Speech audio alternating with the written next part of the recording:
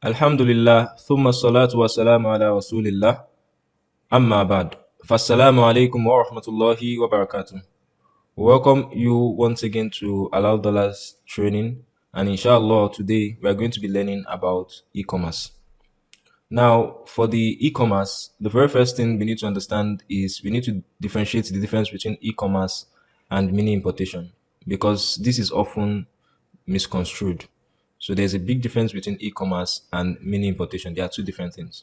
So the first difference is that for mini importation, it usually involves just random products. Unlike e-commerce, we only sell hot products that are proven to sell, products that we know will sell. So we don't just pick any random products to sell. The second thing is that for mini importation, products are usually bought with multiple variations. Maybe you have different sizes of one product or different colors of one product.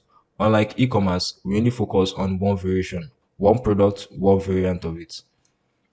Now, for mini importation, a lot of people use poor marketing strategies like using WhatsApp, the status to advertise and asking people, begging people to purchase your product, and that's because of the low profit margin that is on the product, which doesn't allow people to actually have a large advertising budget. However, for e-commerce, we have a super effective marketing system that brings sales on demand, and that's owing to the fact that the profit margin is usually very substantial. Now, because of the marketing strategies used for mini importation, the sales are usually very poor. Unlike in e-commerce, you have massive sales. You can have hundreds of sales in a day, depending on how much you're ready to sell. So, unlike in mini importation, you struggle to have one, two sales on a daily basis. In mini importation, you have a very low profit margin. I've mentioned that before. So, the profit margin is usually very small. While in e-commerce, your profit margin is usually wide. On a minimum, you should be able to get 10,000 naira profit on just one product. So, and that's a substantial profit margin. So another difference is that mini importation is usually very stressful, right? From the purchase to having it land before when it gets to Nigeria again, selling it and all of those things. It's very stressful psychologically and even physically.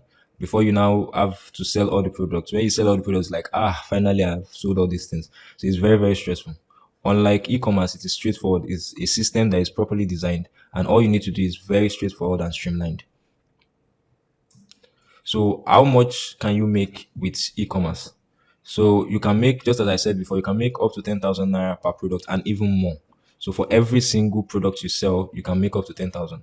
And on the average, I'm not exaggerating now. On the average, any person doing e-commerce should sell 100 products per month, at least. So, and with that, you are looking at a profit of 1 million naira. This is pure profit. I'm not talking about revenue. I'm talking about pure profit of 1 million naira every single month with this. So this is a very, very lucrative business. And I know a lot of Muslim brothers that are doing it, and that's what they are using to sustain their families till today.